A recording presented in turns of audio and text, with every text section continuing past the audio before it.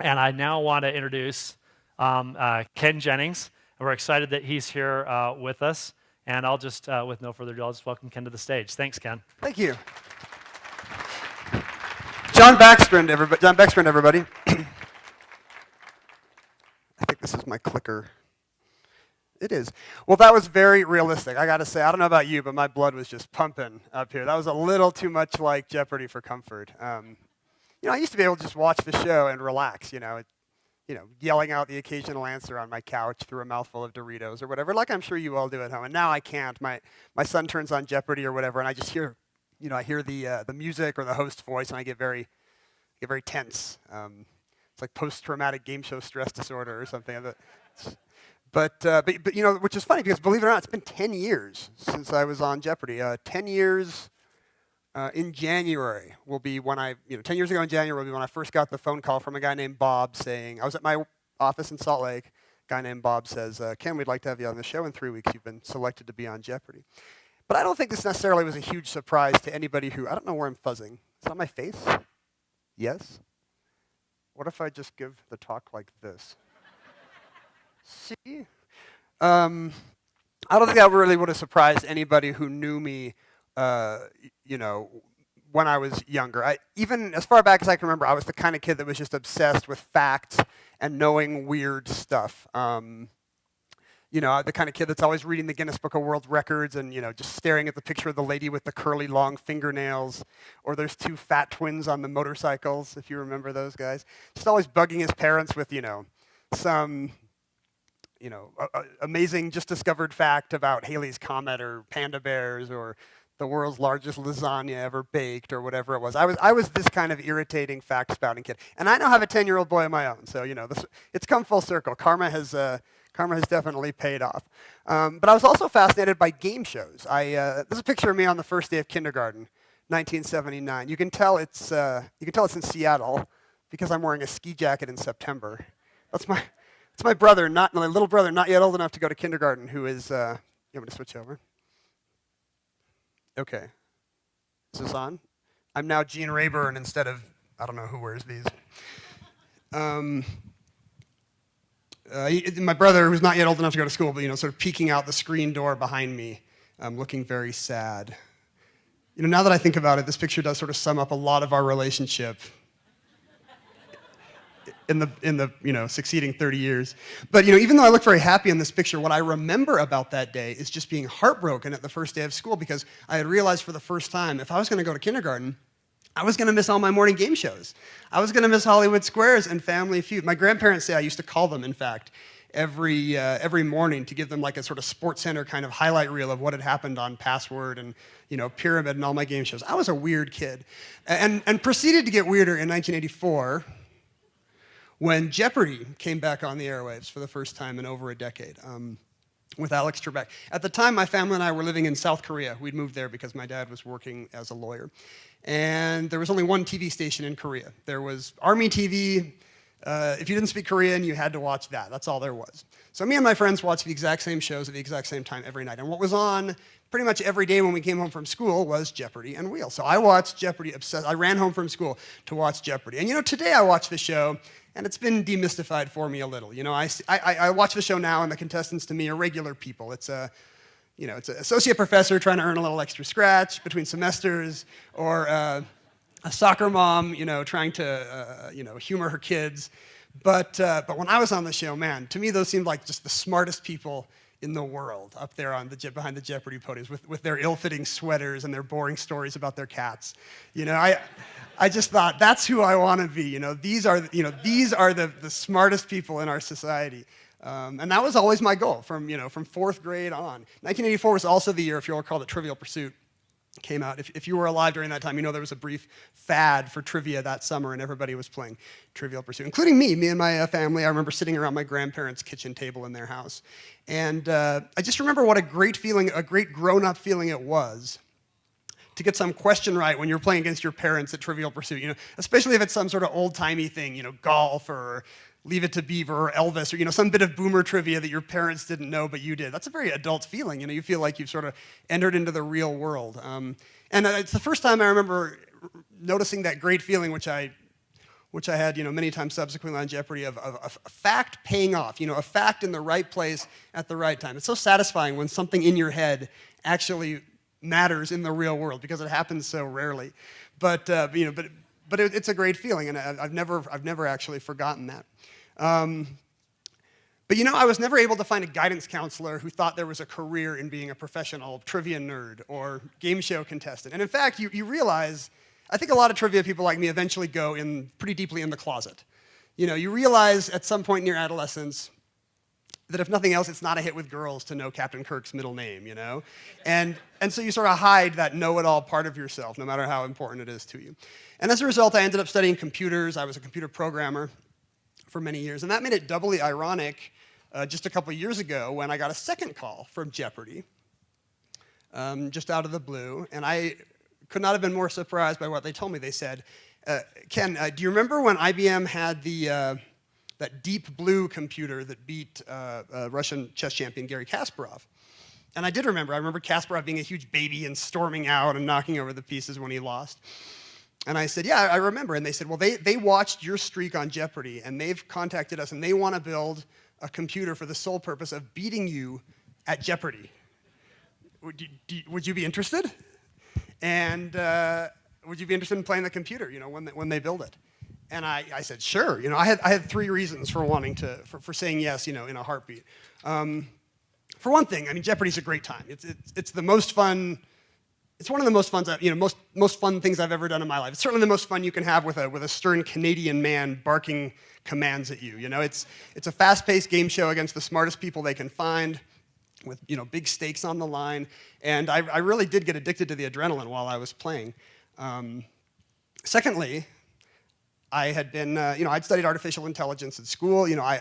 This seemed to me like the kind of thing the future was going to be like when I was a kid. Robots playing our game shows on TV, If this is going to happen, if there's going to be robots playing Jeopardy, then surely the flying cars and the jetpacks and the domed undersea cities are not far behind. I certainly want to be on the stage when that happens. Third, and perhaps most importantly, I wanted to go on because I was pretty sure I was going to win. I had taken, again, artificial intelligence classes when I was studying computers here in Utah, and I knew that there was no solution on earth that could answer Jeopardy questions correctly. And you might be, if you don't work in computers, you might be surprised at that, I think the layperson often thinks, well, of course, a computer's going to be good at playing Jeopardy. It can just Google the answers, And actually, retrieving the answers from its memory, that's the hard part for us when we watch Jeopardy, remembering the answer. For a computer, that's easy. Computer retrieval data is nothing. For a computer, the hard part is actually reading and understanding the question, which is, cake to us. A 3 or 4-year-old can watch Jeopardy and sort of get the gist of what the question's asking for. For a computer, it's very hard to parse natural language and to know what all the pronouns refer to and whatnot. And it's especially true of Jeopardy clues, which are a very distinct, very tight art form. They're short, but they've got a lot of weird stuff crammed in there. It's a very demanding art form. It's like a haiku or something with a lot going on. Here's a Jeopardy clue I found online. Drop one letter from the type of creature Sonic is in video games, and you get this: one who monopolizes the aisle seat. Does anybody what's the answer here? An edgehog. Very good. You take the H away from Sonic the Hedgehog, and you get an edgehog. As a moment's thought will reveal, there's no way to Google the answer to this question. If I type this into the internet, it's going to have no idea. And even a Jeopardy question without an element of wordplay, which this has, is likely to have all kinds of allusions and double meanings and puns, red herrings, parts of the question that are actually not relevant or that are just a joke or whatever. So this kind of thing is very, very hard for a computer to do. So I said, yes, I will be there. I will vanquish the computer. I will represent my species well, and I'll be the champion of carbon-based life on Earth. And then many years went by as IBM sort of gradually put this thing together, because I was right. There was no system on Earth that could play Jeopardy. They had to build it pretty much from scratch. But I started to get less and less confident as time went on. Jeopardy would occasionally send me journal articles detailing IBM's progress with Watson. And one of them had a chart very much like this. It's a little blurry because I stole this from an IBM thing, but I hope you can read it. This, you can't see on the bottom, but what this is charting is what they called the winner's cloud. They looked at 10,000 past Jeopardy games and plotted all the winners at this scatter chart up at the top in terms of the percentage of the questions they answered right, which is the axis going across, and then the percentage of those they got correct. So, sorry, the percentage they attempted to answer and the number they got correct. So what you can see here is that the average Jeopardy winner has to try about half the questions and get nearly all of them right, between 80 and 90% of them right. And you can see what their current solution was at the time. Their baseline, if it tried about 10% of the questions, it would still only get a third of them right. It was nowhere near winning. By 2007, they had one that was, quite a bit better. It could answer about half the questions to get half of those right. But still, as you can see by the winner's cloud, rarely good enough to win on Jeopardy. But then look what happens, as the months go by in 2008, that line starts inching upward and upward towards the winner cloud of human Jeopardy players. And I remember looking at this chart and thinking, why are some of the winners gray and some of them black? Do you see the little black ones at the right side of the cloud? It said the black dots at the right side of the winner's cloud are 74-time Jeopardy champion Ken Jennings. I was called out by name in this article. And I realized at that point, this is what the future looks like. This is what it looks like when the future comes for you. It's not the, it's not the little red Terminator eyesight, trying to track you down and pump you full of lead. It's a scatter chart like this with a little line representing, automation coming closer and closer to the one thing you're good at. The thing that you always thought made you special. So I was no longer so confident when I actually flew out to play Watson at Jeopardy. This was a Jeopardy game unlike any other. When the other human and I, Brad, played Watson in the winter of 2011. Jeopardy usually tapes at a soundstage in Culver City, California. It's the old MGM lot. It's where they made The Wizard of Oz. But Watson does not travel. Watson actually was not the flat screen avatar that you saw on TV behind the podium, if you recall. Watson, that's just a screen. Watson was actually a room. It's the size of a small RV, because Watson has 3,000 IBM servers working in parallel with like over a terabyte of memory, trillion bytes. It's the order of magnitude of all the text in the Library of Congress. And so that's Watson. I got to walk through Watson and see all the innards. To this day, it's the only other Jeopardy contestant I've ever been inside. And as a result, Watson does not travel. You can't put Watson on a plane. It's the size of an RV. We had to come to it. So we made the pilgrimage to this sort of top secret IBM research lab in the snowy wilds of upstate New York to play this game. And they'd rigged up an auditorium of the building to sort of look like a Jeopardy set. Not unlike this, actually. And but walking out into that set for the first time, I realized this was going to be an away game for humanity. For one thing, you had to walk across this huge Watson logo in the middle of the floor. Just to get to the stage. And the crowd was not full of, normal folks like you find people who might have been cheering for the human contestants. No, these were all IBM engineers who had built Watson and IBM executives with one eye on their stock price, when this historic contest aired. And of course, they were cheering for the computer, and they were so irritating.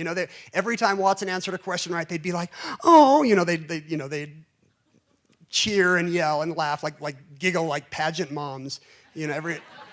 Every time their little darling did anything. And the game started, and as it turned out, Watson was very, very good. Watson was playing in the winner's cloud. I don't know if you still have this sitting on your DVR. I apologize, I'm about to spoil the ending. But Watson won in pretty convincing fashion. It was just too fast on the buzzer, for one thing. It had computer reflexes, unlike us. And if it knew the answer, it could always beat a human thumb just because of the precision of its. It did have a little claw, that would click on the buzzer and you could hear it clicking next to you. And I had a chance to make a run. I found one of the daily doubles in the final game, and got close enough to make a difference. If I had found the next daily double, I could have doubled my score again, and been within striking range in Final Jeopardy. But it was not to be. I had a little extra time in Final Jeopardy, so I stole a joke from The Simpsons, because you always steal from the best, and wrote that I, for one, welcome our new computer overlords. But as you might be able to tell from my face in this picture, I'm not looking or feeling particularly welcoming at all towards our new computer overlords. In fact, I felt obsolete. I felt like a Detroit factory worker who'd been, replaced on the assembly line in the late 70s by a welding machine or something. Here's the one thing I knew how to do: be a quiz show contestant. And all it took was IBM pouring tens of millions of development dollars into it, and now I'm out of a job, pretty much. And I don't feel like Quiz Show Contestant is necessarily the only job that could be made obsolete by this new wave of so-called thinking machines. I've read that pharmacists, for example, are in danger of being replaced by machines that can fill prescriptions very precisely. And what's another example? Law firms are hiring fewer paralegals, I think, because now there's software that can go through a huge mass of case law and pull out relevant examples and summarize them. Even sports writers. I saw this the other day. There's a machine where a software where you can feed in the box score of a baseball or football game, and it will spit out an account of the game as if it had watched it. Now, these solutions are not as good as the people they could replace. They're not creative, obviously. They're doing a very mechanical job of it. But they're faster, and essentially they're much, much cheaper. And there's been a lot of talk about what the economic effects of this might be. What happens to our economy? Does it lead to a new golden age where machines have taken away all our drudge work so we can all live in luxury and ease and pursue the finer things in life? Or does it lead to some new dark age where suddenly there's a huge strata of society that can't do anything to make a living anymore and feels totally useless? I'm not an economist. I don't know. Watching Watson play, I saw there were a few things that, a few red lights for me. For one thing, when it made a mistake, mistakes tended to be unpredictable and catastrophic. Not the kind of thing you would expect a human player to do on Jeopardy, or if you expand this into the workplace, the kind of mistake you'd expect a human worker to make. For example, on this final Jeopardy question, U.S. cities. Its largest airport is named for a World War II hero. Its second largest for a World War II battle. Does anybody want to take a shot at this? I see a hand. Chicago, very good. What are the airports? O'Hare and Midway, very good. So Watson, not that hard a question. Brad and I both knew it's Chicago. Watson's guess of a U.S. city, on the other hand, was, what is Toronto? Watson makes a mistake that no human would make. Not only does he get the wrong city, he's in the wrong country. His answer does not fit the category at all. And I sort of wonder if these are the kind of mistakes we're going to make as we see more automated solutions in our professional careers as well.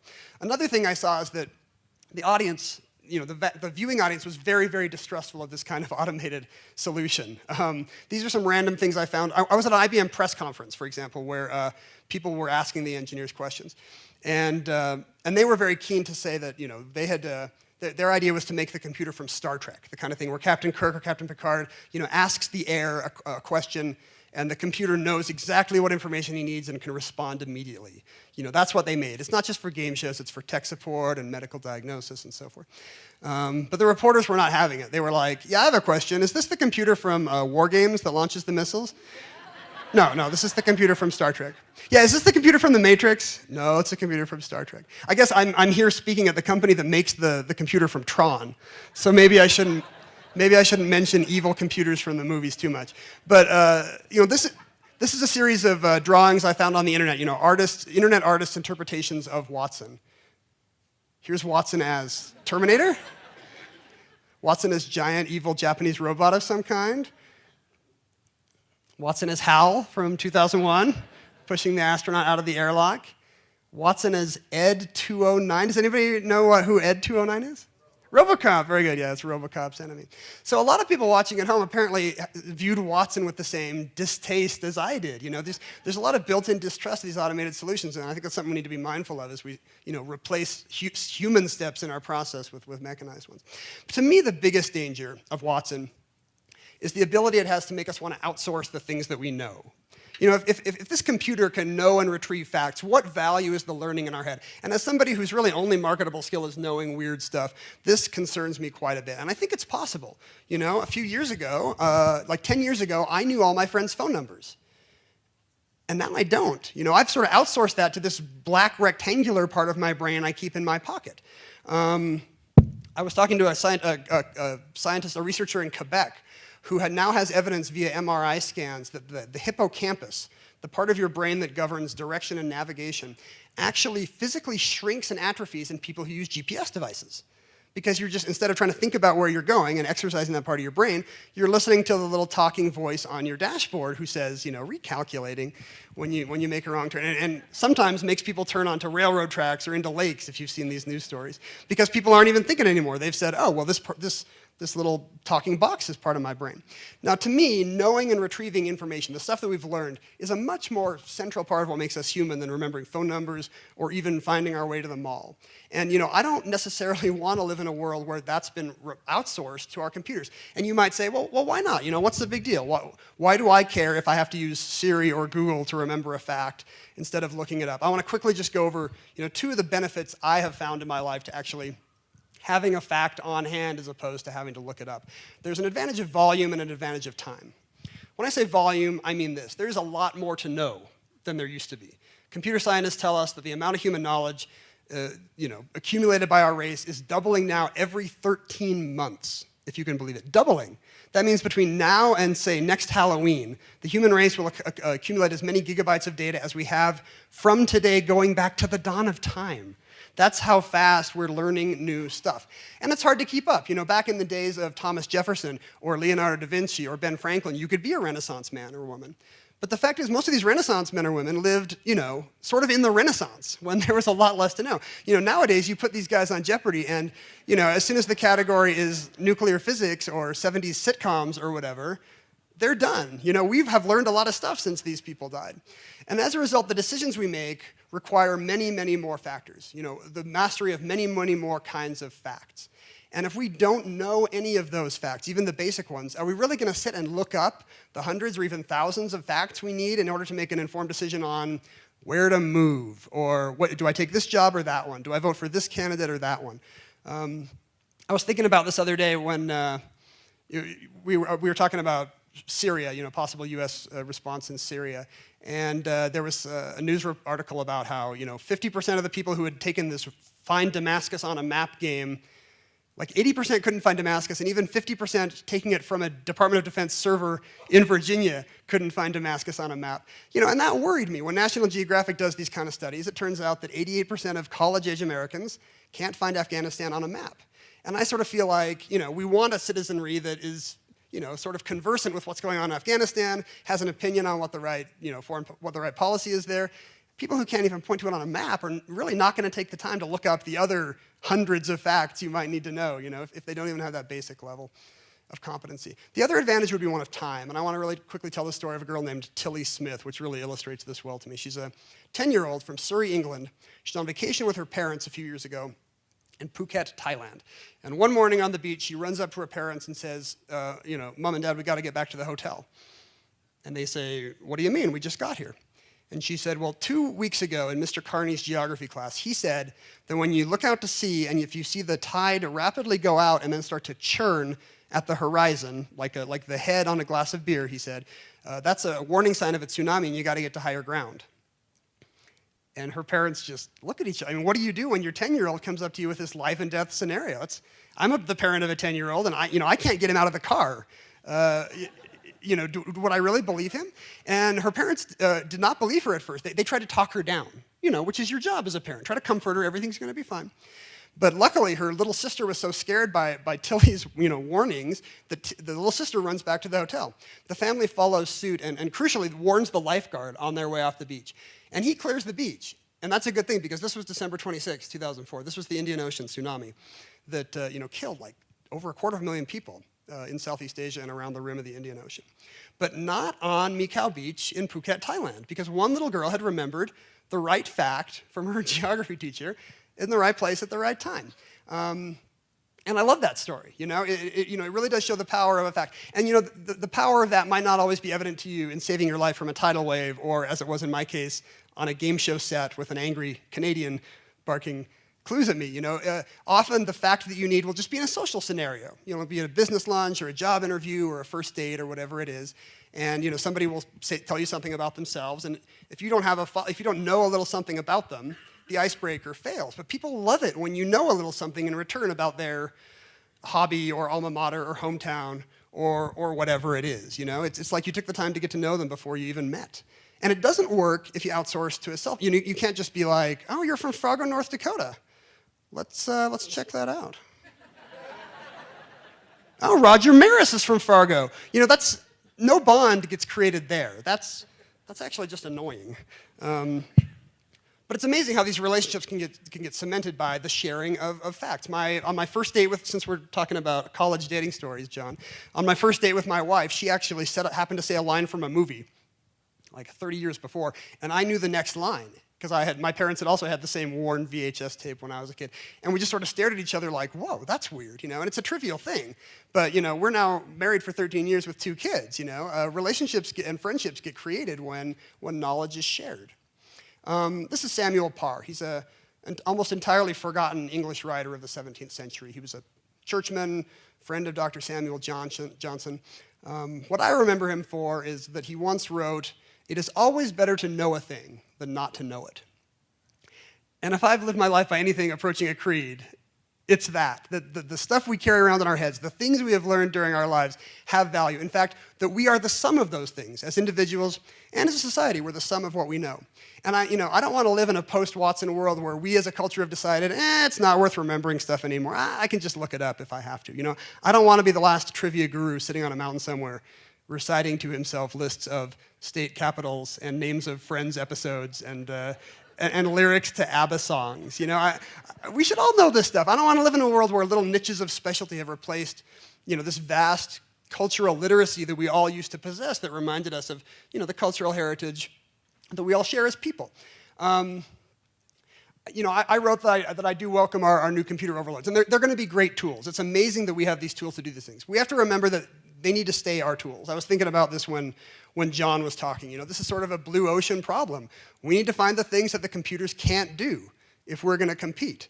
We need to make sure we are not easily replaceable by a 5-line shell script or a prepackaged quality management solution or whatever it is. We need to make sure that our skills are not replaceable, that we do things that are creative, that only people can do. And I think, for me, the best side effect of this is that we're not going to live in this dark, dystopian future that we see in the movies where the computers get the missile codes and then it's all over, for the human race. I feel like we're at the choice where we're sort of at a crossroads now where, information being more widely available than ever before could be a wonderful thing for us, could make us smarter than we've ever been before, that we all have the answers to all of our questions at our fingertips, thanks to, Google and handheld devices and whatnot.